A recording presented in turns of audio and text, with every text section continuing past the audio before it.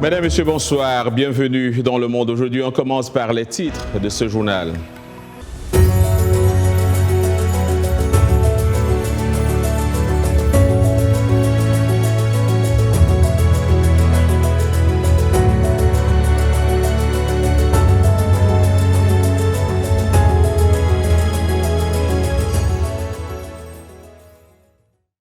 Cette 6e session ordinaire est l'occasion pour les dirigeants des pays membres de l'organisation sous-régionale de s'entretenir autour de la question de la forte poussée djihadiste ainsi que de la sévère dégradation sécuritaire dans la sous-région. Désigné le 5 février 2019 par ses pairs du G5 Sahel, le président du Burkina Faso, Roch Marc Christian Kaboré, cède la présidence de l'organisation à son homologue mauritanien Mohamed Ould Eld Ghazouani. Aujourd'hui, les violences djihadistes, souvent entremêlées à des conflits intercommunautaires, ont fait au moins 4000 morts au Mali, au Niger et au Tchad en 2019, 5 fois plus qu'en 2016, selon l'ONU, malgré la présence de forces africaines, onusiennes et internationales. Du côté américain, la possibilité d'une réduction des forces américaines anti-djihadistes en Afrique et dans le monde ajoute à la préoccupation. Également présent au sommet, le ministre français des Affaires étrangères, Jean-Yves Le Drian, a dit que le sommet de Nouakchott était considéré par la France comme une occasion d'apprécier la mise en œuvre des conclusions de Pau. Il a évoqué le déploiement des unités dites reconstituées de l'armée malienne, l'arrivée annoncée d'un bataillon tchadien dans la région dite des trois frontières, Mali, Burkina, Niger, la livraison d'équipements européens, la mise en place d'un état-major conjoint à Niamey ou encore la décision française d'augmenter de 4500 à 5100 hommes les effectifs de la force anti-djihadiste Barkhane. De 22 millions d'euros, soit 14,4 milliards de francs. Hosni Moubarak était aux commandes pendant près de 30 ans et il a fait de la gestion du pays une affaire familiale. Il avait placé ses amis et sa famille à des postes stratégiques. On le soupçonnait aussi de vouloir préparer son fils à lui succéder, jusqu'à ce que la rue en décide autrement. Et c'est son vice-président Omar Suleiman qui a annoncé la nouvelle de sa démission. Dans ces circonstances difficiles que traverse l'Égypte, le président Moubarak a décidé de démissionner de son poste de président. Quelques mois plus tard, il était au banc des accusés, jugé pour le meurtre de manifestants. Il a été condamné à la prison à perpétuité. C'était une fin politique impensable pour celui qui était le seul président que la plupart des Égyptiens ont connu. Pourtant, la présidence ne semblait pas être parmi ses ambitions. En 1981, les frères musulmans avaient tué le président Anwar Sadat, en partie pour avoir fait la paix avec Israël. Le vice-président Hosni Moubarak était à ses côtés. Cet événement tragique l'a propulsé à la tête du pays. Malgré son rôle dans la guerre de 1973 contre Israël en tant que chef de l'armée de l'air, il est devenu un élément incontournable dans le rapprochement entre l'Égypte et l'État hébreu lorsqu'il a pris le pouvoir. Il va diriger le pays d'une main de fer pendant 3 décennies, le plaçant en situation d'état d'urgence quasi permanente. L'objectif premier de Moubarak était la paix et la stabilité. Mais ce sont les activistes et les opposants qui ont payé le plus lourd tribut de sa politique dite sécuritaire. Un premier cas vient d'être confirmé en Croatie par le Premier ministre Andrej Plenković. Un premier patient atteint du coronavirus a été confirmé. Il est actuellement à Zagreb, à l'hôpital Fran Mijalović, pour des maladies infectieuses. C'est un jeune homme avec de légers symptômes de la maladie. Il a été placé en isolement et son état de santé est bon pour le moment.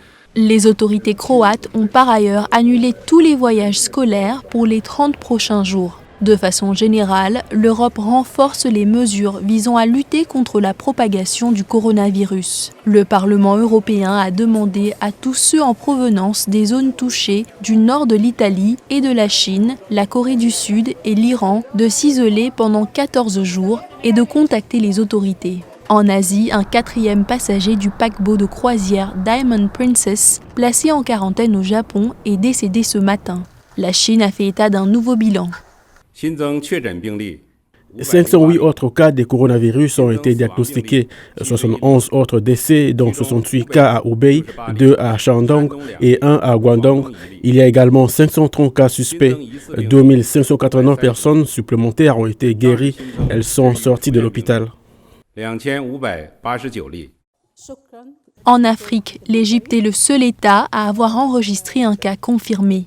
Lors d'une conversation téléphonique avec le Premier ministre éthiopien Abiy Ahmed, le président Xi Jinping a fait savoir que la Chine est prête à offrir une assistance médicale aux pays africains pour faire face à l'épidémie de coronavirus. À ce jour, au total, 2707 personnes sont mortes du coronavirus.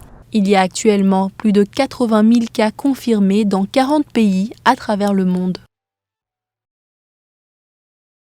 Et comme chaque mardi, nous retrouvons la chronique de l'économie. Elle est présentée ce soir par Claire Morin-Gibour. Bonsoir Claire. Bonsoir John.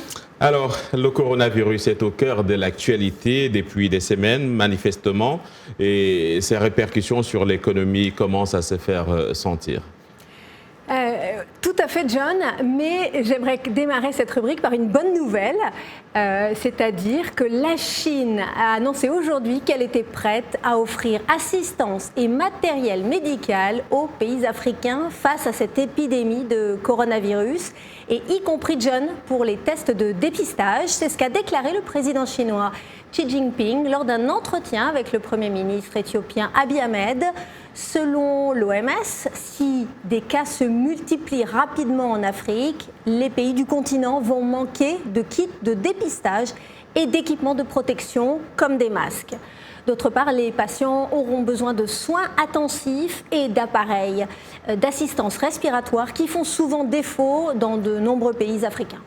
Alors ça, c'est la bonne nouvelle, mais la mauvaise nouvelle, c'est que la propagation du coronavirus a aussi secoué les marchés financiers. Les bourses ont subi des pertes dans tous les continents.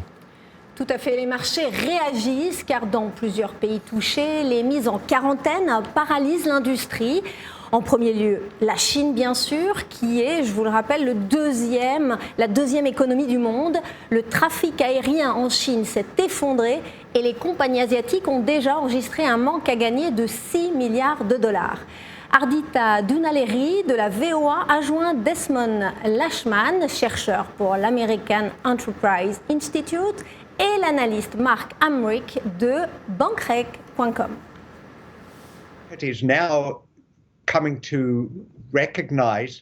Le marché est en train de réaliser que cette épidémie est loin d'avoir atteint son pic.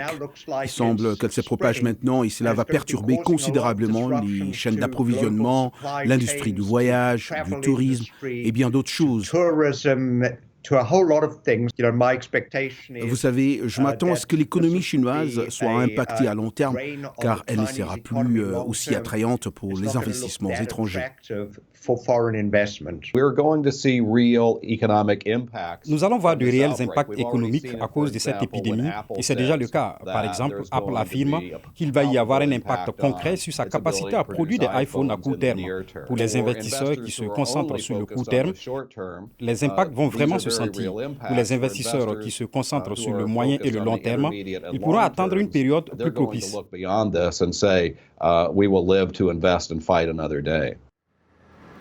Et aux États-Unis, l'administration Trump a prévu de consacrer 2,5 milliards de dollars à la lutte contre cette maladie. Direction à présent à l'Afrique du Sud pour terminer, Claire. Où le coronavirus impacte les pêcheurs de homards. Figurez-vous, John, que 90% de la pêche de homards est exportée en Chine.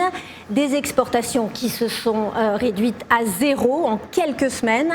La situation est catastrophique pour les pêcheurs, dont l'association professionnelle a demandé des mesures exceptionnelles au gouvernement.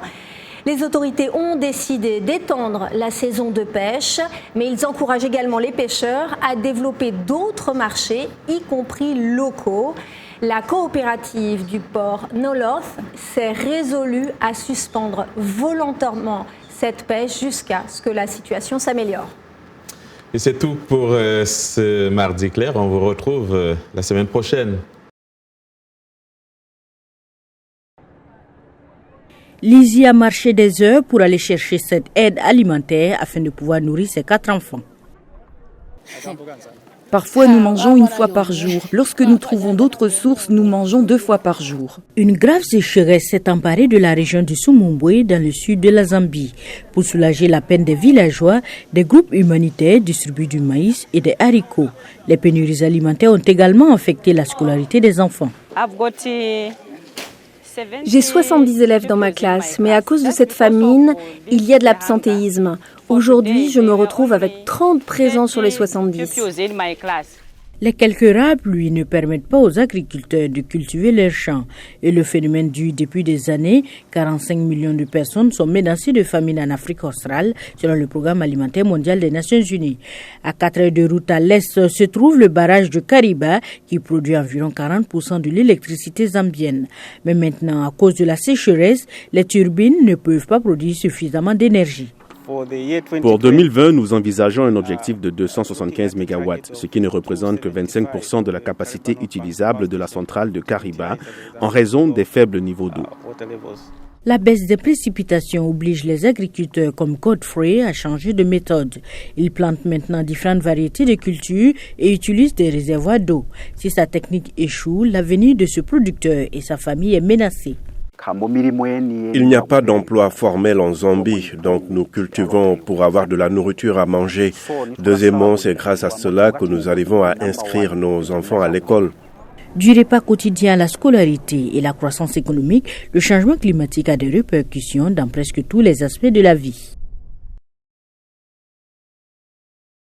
Bonsoir John et bonsoir à tous. Effectivement, le Maroc Juan Carlos Garrido a pris les rênes du Wydad Casablanca. L'Espagnol remplace le Français Sébastien Desabre, viré du Wydad, finaliste de la dernière édition de la Ligue africaine des champions. Ce dernier n'est resté qu'un seul mois en poste. Nommé le 21 janvier, il s'est séparé du club à l'amiable, assure le Wydad. Mais selon la presse locale, il a été remercié après une série de mauvais résultats. Juan Carlos Garrido, 50 ans, ancien coach de Villarreal, du Betis Séville, d'Al-Ahly ou du Raja Casablanca, a quitté début février le club tunisien de l'Étoile sportive du Sahel, qui affronte ce samedi son nouveau club, le Wydad, donc en quart de finale de la Ligue des Champions. Ligue des Champions également en Europe ce soir avec les matchs allés des huitièmes de finale. On verra tout à l'heure à 20h, temps universel, deux gros affiches. Un gros défi pour Chelsea qui reçoit à Stamford Bridge le Bayern Munich avec sa série en cours de 11 matchs sans défaite. Et de son côté, le FC Barcelone défie en Italie le Napoli du Sénégalais Kalidou Koulibaly avec 5 titres dans la compétition. Le Barça part favori face à Naples qui n'a remporté que l'Europa League avec un certain Maradona en 1989. Les supporters barcelonais ont fait le déplacement et disent n'avoir peur ni du Napoli ni du coronavirus alors que la maladie continue sa progression en Italie. Nous n'avons peur de rien, s'il vous plaît. Nous sommes des gens forts, nous sommes venus à Naples en force et sans crainte et nous allons montrer les muscles.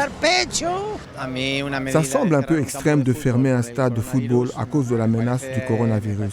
Si nous laissons les gens prendre le métro ou le bus, pourquoi serons-nous plus à risque dans un stade de football que dans un métro aux heures de pointe? Nous avons acheté nos billets il y a plus d'un mois et nous avons vérifié les dernières nouvelles avant de partir. Comme nous avons vu que le pire était dans le nord de l'Italie et que nous allions vers le sud, nous nous sommes dit, on y va, on verra. Pour le moment, je ne suis pas du tout inquiète. Et puis, je vous l'annonçais hier, environ 20 000 personnes en deuil se sont souvenues de la vie du grand basketteur de la NBA, Kobe Bryant, et de sa fille Gianna, mort dans un accident d'hélicoptère le mois dernier. Mike O'Sullivan a suivi ses hommages à Los Angeles, où Bryant a joué toute sa carrière avec les Lakers. Voici son reportage que j'ai repris pour vous. Kobe Bryant a rejoint les Los Angeles Lakers tout droit sorti de l'école secondaire en 1996 et a joué avec l'équipe pendant 20 ans, la plupart du temps ici au Staples Center. L'icône du sport et sa fille de 13 ans sont morts avec 7 autres personnes lorsque leur hélicoptère s'est écrasé le 26 janvier près de Los Angeles. Des hommages pleins d'émotions avec la première prise de parole publique de Vanessa Bryant, épouse du défunt et d'un Michael Jordan en larmes, qui se souvient de son jeune rival comme un frère. Appelée une célébration de la vie, cette cérémonie a vu les rires et les larmes côtoyer les hommages musicaux de Christina Aguilera, Beyoncé et Alicia Keys. Pour de nombreux fans, Kobe Bryant fait partie de leur famille. Vous savez, en grandissant, c'est tout ce que nous avons regardé dans les années 1990 jusqu'aux années 2000. Mes parents, mon frère, tout le monde. Donc aujourd'hui est très important pour nous. Ma famille, mon frère est là, mon père est là, je suis là. Je ne le connaissais pas personnellement, mais il fait partie de ma vie depuis longtemps comme mes vrais amis.